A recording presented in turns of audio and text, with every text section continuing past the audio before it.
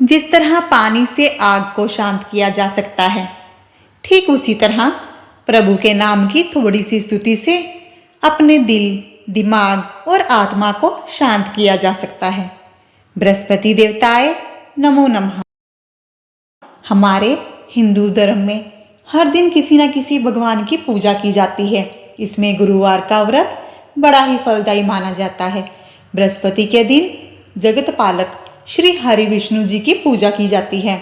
कई लोग बृहस्पति देव और केले के पेड़ की भी पूजा करते हैं। बृहस्पति देव को बुद्धि का कारक माना जाता है। केले के पेड़ को हिंदू धर्म अनुसार बेहद पवित्र माना जाता है। बृहस्पति व्रत का पालन करने से मनुष्य की कुंडली से गुरु संबंधित दोष दूर हो जाते हैं।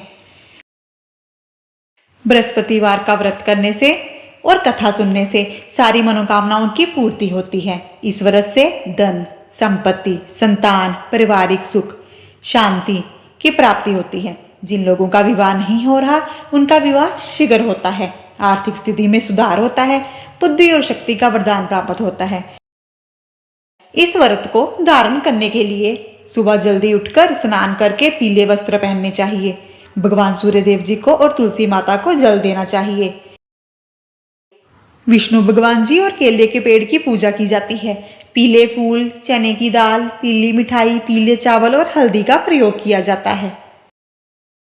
पूजा में घी का दीपक अवश्य जलाया जाता है। तो आइए अब हम बृहस्पतिवार व्रत कथा आरंभ करते हैं। भारतवर्ष में एक प्रतापी और दानी राजा राज्य करता था। वह नित्य गरीबों और ब्राह्मणों की सहायता करता था। यह बात उसकी रानी को अच्छी नहीं लगती थी। वह ना ही गरीबों को दान देती, ना ही भगवान की पूजा करती और राजा को भी दान देने से मना किया करती थी। एक दिन राजा शिकार खेलने वन को गए तो रानी महल में अकेली थी। उसी समय बृहस्पति देव साधु वेश में राजा के महल में भिक्षा के लिए गए। भिक्षा मांगी। रानी ने भिक्षा देने से इनकार किया और कहा, हे साधु महाराज, मैं तो दान पुण्य से तंग आ गई हूँ। मेरे पति सारा धन लुटाते रहते हैं। मेरी इच्छा है कि हमारा धन नष्ट हो जाए और फिर ना रहेगा बांस, ना बजेगी बांसुरी। साधु महाराज ने कहा, देवी तुम कैसी हो? धन संतान तो सबको चाहिए। पुत्र और लक्ष्मी तो पापी के घर में भी होना चाहिए। यदि तुम्हारे पास अधिक धन है तो तुम भूखों को भोजन दो, प्यासों के लिए प्याऊ बनवाओ, मुसाफिरों के लिए धर्मशालाएं बनाओ। जो निर्धन अपनी कुंवारी कन्याओं का विवाह नहीं कर सकते, उनका विवाह करा दो। ऐसे और कोई काम हैं जिनके करने से तुम्हारा यश लोक परलोक में फैलेगा। परंतु रानी पर महाराज के उपदेश का कोई असर नहीं हुआ। वह बोली, आप मुझे कुछ मत बतलाएं। मैं ऐसा धन नहीं चाहती जो हर जगह बांटती फिरूं। साधु ने उत्तर दिया, यदि तुम्हारी यही इच्छा है तो तथास्तु। तुम ऐसा करना कि बृहस्पतिवार को घर लीप कर पीली मिट्टी से अपना सिर धोकर स्नान करना, बट्टी चढ़ाकर कपड़े धोना। ऐसा करने से आपका सारा धन नष्ट हो जाएगा। इतना कहकर वह साधु महाराज वहां से आलोप हो गए। रानी साधु की कही हुई सारी बातों को पूरा करने लगी। रानी को केवल 3 बृहस्पतिवार ही बीते थे कि उसकी समस्त धन संपत्ति नष्ट हो गई। भोजन के लिए राजा का परिवार तरसने लगा।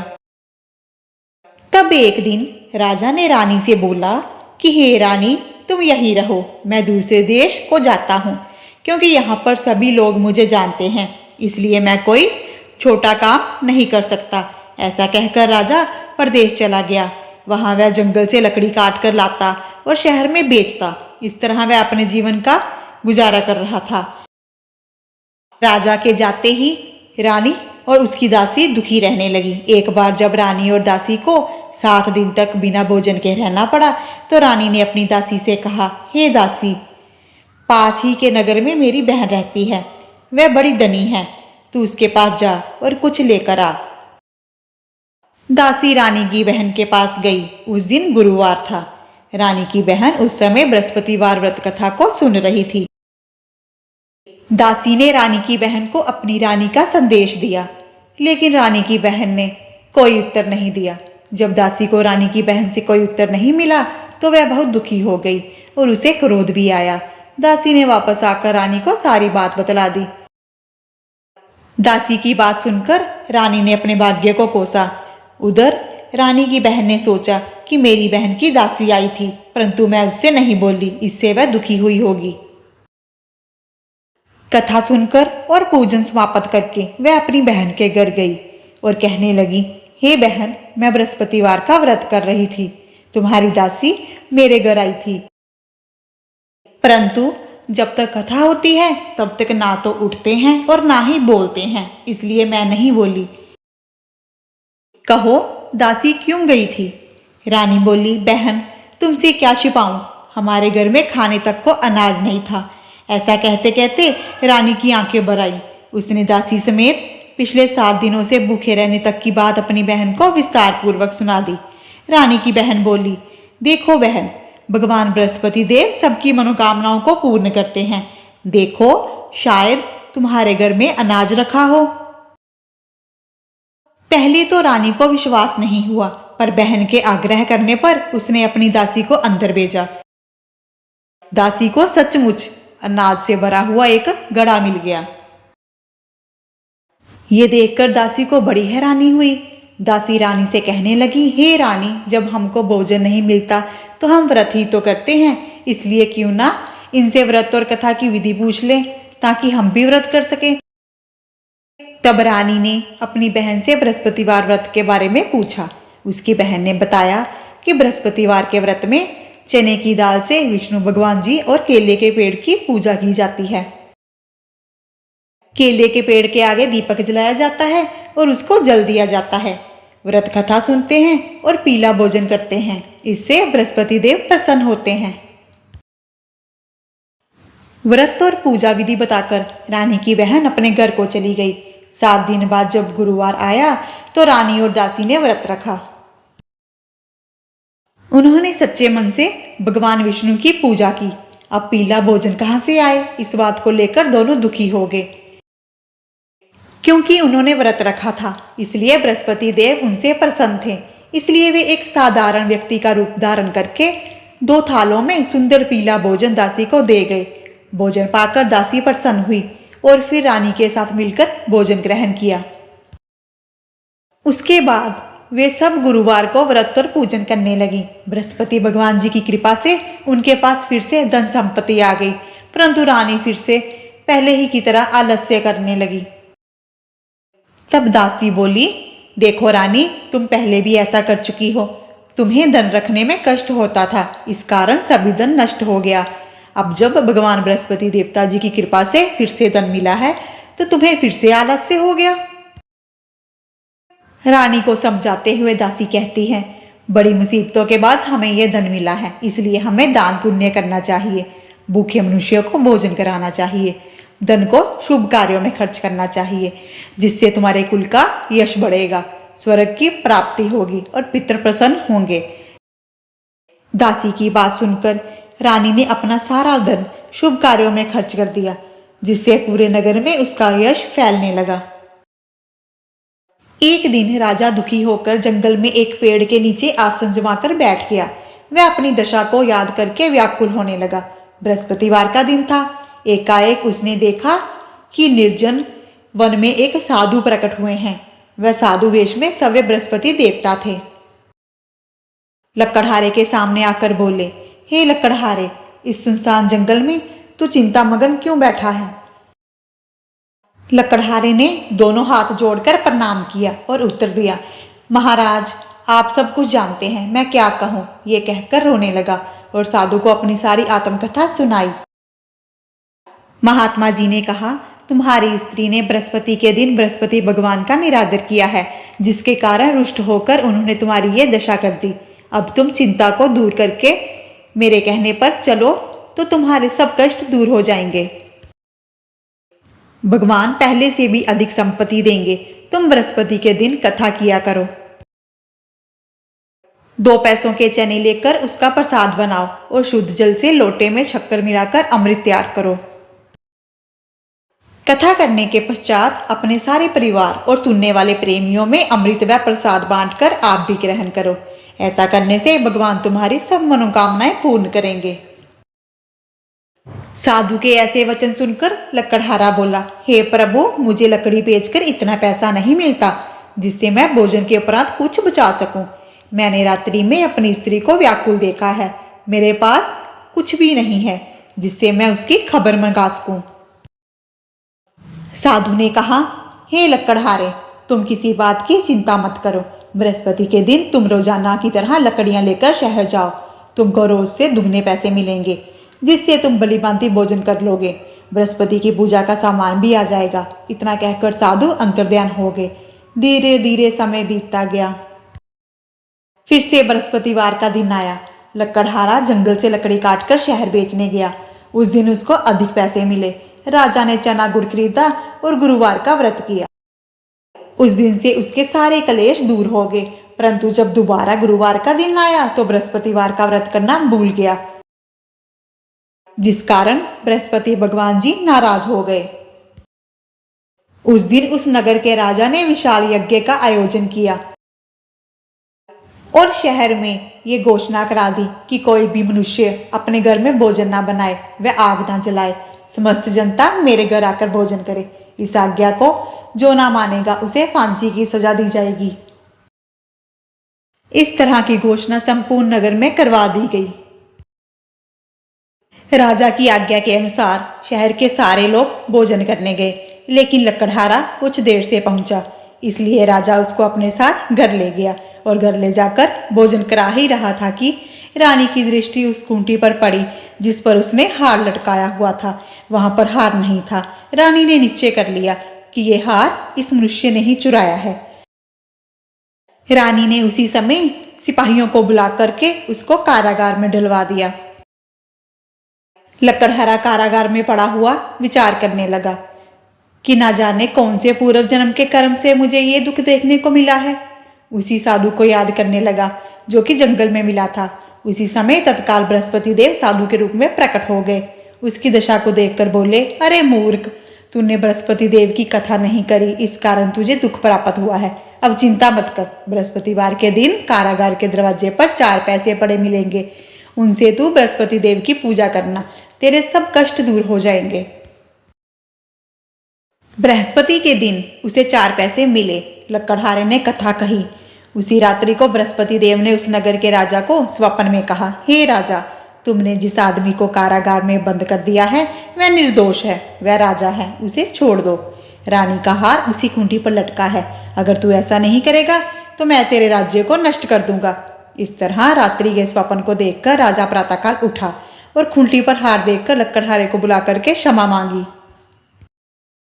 और राजा ने लकड़हारे को योग्य सुंदर वस्त्र आभूषण देकर विदा कर दिया।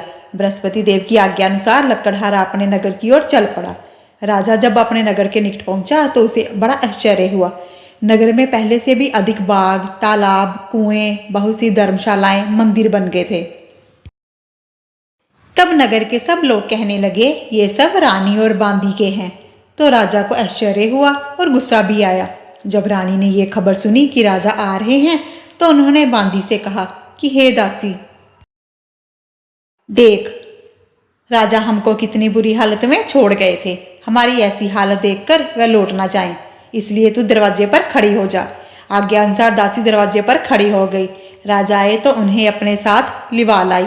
तब राजा ने क्रोध करके अपनी रानी से पूछा कि यह धन कहाँ से प्राप्त हुआ है। तब उन्होंने कहा, हमें यह सब धन बृहस्पति देव ने दिया है। बृहस्पति देव जी के व्रत करने का यह फल है। राजा ने निश्चय किया कि 7 रोज बाद तो सभी बृहस्पति देव का पूजन करते हैं, परंतु मैं प्रतिदिन दिन में 3 बार कहानी और रोज व्रत किया करूंगा। अब हर समय राजा के दुपट्टे में चने की दाल बंधी रहती और वो दिन में 3 बार कहानी कहता। एक रोज राजा ने विचार किया कि चलो अपनी बहन के यहाँ होकर आता हूँ। इस तरह निश्चय कर राजा घोड़े पर सवार होकर अपनी बहन के यहाँ चला गया। मार्ग में उसने देखा कि कुछ आदमी एक मुर्दे को ले जा रहे हैं। उन्हें रोककर राजा कहने लगा, अरे भाइयों, मेरी बृहस्पति देव की कथा सुन लो। वे बोले, लो हमारा तो आदमी मर गया, इसको अपनी कथा की पड़ी है। परंतु कुछ आदमी बोले, अच्छा कहो, हम तुम्हारी कथा भी सुनेंगे। राजा ने दाल निकाली और जब कथा आधी हुई कि मुर्दा हिलने लगा, और जब कथा समाप्त हो गई तो वो राम राम राम राम कहता हुआ उठ खड़ा हुआ। आगे मार्ग में उसे एक किसान खेत में हल चलाता मिला। राजा ने उसे देखा और उससे बोले, अरे भैया, तुम मेरी बृहस्पतिवार की कथा सुन लो। किसान बोला, जब तक मैं तेरी कथा सुनूंगा तब तक 4 हराया जोत लूंगा। जा अपनी कथा किसी और को सुना। इस तरह राजा आगे चलने लगा। राजा के हटते ही बैल पछाड़ खाकर गिर गए और किसान के पेट में बड़ी जोर से दर्द होने लगी। उस समय उसकी माँ रोटी लेकर आई। उसने जब ये देखा तो अपने पुत्र से सब हाल पूछा और बेटे ने सभी हाल बता दिया। तो बुढ़िया दौड़ी दौड़ी उस घुड़सवार के पास गई और उससे बोली कि मैं तेरी कथा सुनूंगी, तू अपनी कथा मेरे खेत में चलकर ही कहना। राजा ने बुढ़िया के खेत में जाकर कथा कही, जिसके सुनते ही वह बैल उठ खड़े हो गए और किसान के पेट का दर्द भी बंद हो गया। राजा अपनी बहन के घर पहुंचा। बहन ने बाई की खूब मेहमान नवाजी करी। दूसरे रोज प्रातःकाल राजा जगा तो वह देखने लगा कि सब लोग भोजन कर रहे हैं। राजा ने अपनी बहन से कहा, ऐसा कोई मनुष्य है जिसने भोजन नहीं किया हो? मेरी बृहस्पतिवार की कथा सुन ले। बहन बोली, हे बाया, ये देश ऐसा ही है कि पहले यहाँ लोग भोजन करते हैं, बाद में अन्य काम करते हैं। अगर कोई पड़ोस में हो तो देख आऊं। वह ऐसा कहकर देखने चली गई, परंतु उसे कोई व्यक्ति नहीं मिला जिसने भोजन ना किया हो। अतः वह एक कुम्हार के पास गई जिसका लड़का बीमार था। उसे मालूम हुआ कि उसने यहाँ 3 रोज से कुछ नहीं खाया।